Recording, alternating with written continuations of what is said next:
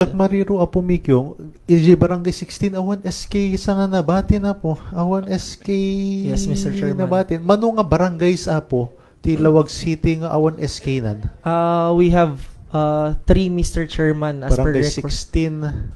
Lataag and San Macho, Mr. Chairman. And there are also other cases, Mr. Chairman, wherein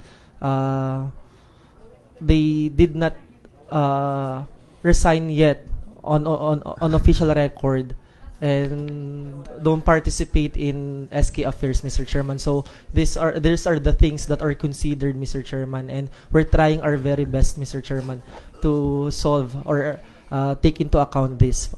Apo Donald, anati usual practice apo no awan SK na, di ba ti barangay itself will just do the schedule sa po no madi? No, Mr. Chairman, we should consult with the DILG and then before, yaka mo no isut masurut-surut pe lang, they activate the Barangay Youth Council.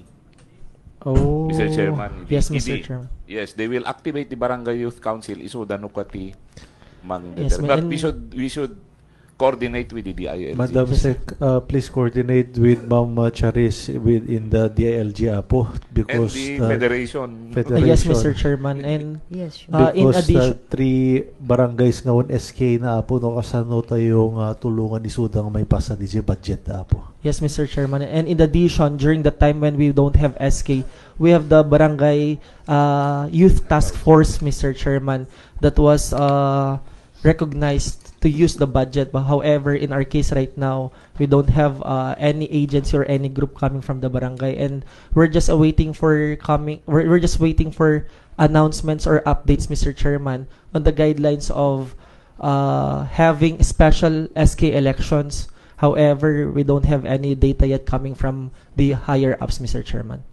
Maybe they will not conduct anymore, Mr. Chairman, because the barangay and SK election is forthcoming.